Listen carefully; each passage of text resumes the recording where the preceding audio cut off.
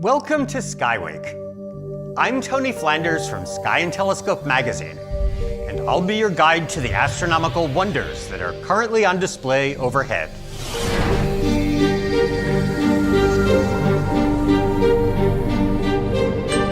Let's see what's happening in the sky from Monday, April 21st to Sunday, April 27th. The waning moon is in the pre-dawn sky this week.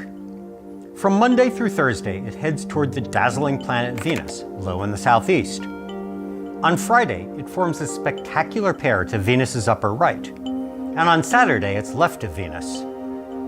Finally, on Sunday, it's extremely thin and low to Venus's lower left. But it's tough to be up and about before dawn now. The sun is rising 10 minutes earlier every week. So let's take a look at the evening sky instead. The dazzling constellations of winter, including peerless Orion, are setting in the west shortly after dark. None of the spring constellations come close to Orion in brilliance, but two shapely groups of medium-bright stars are instantly recognizable. The Big Dipper is very high in the north. Equally high in the south is the ancient constellation Leo the Lion, with its bright star Regulus. It's one of the few constellations that really resembles its name. Leo is one of the constellations of the zodiac, the path of the moon and planets.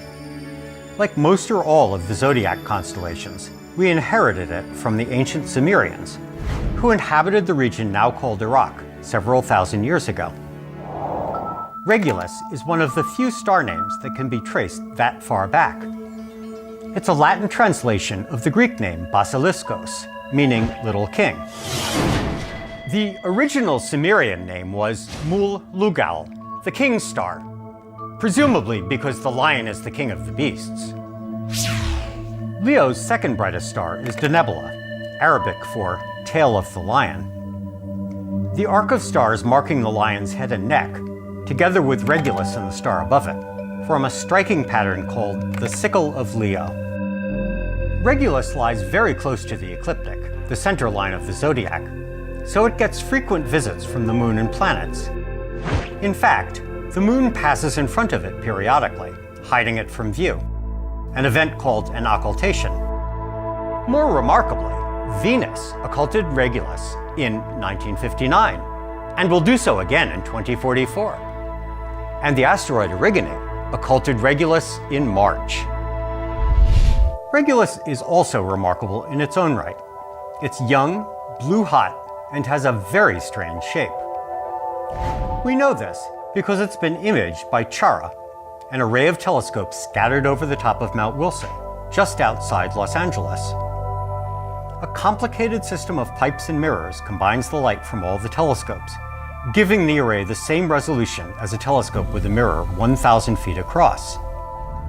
Regulus's flattened shape is due to the fact that it spins incredibly fast, once every 16 hours, compared to about once a month for our own sun. Centrifugal force causes its equator to bulge out severely. If it spun just a little faster, the whole star would fly apart. Rapid rotation is typical for young stars. They're formed out of huge, slowly rotating clouds of gas. The cloud spins faster as gravity pulls the material toward the center to form a star, just as a figure skater spins faster when she pulls in her arms.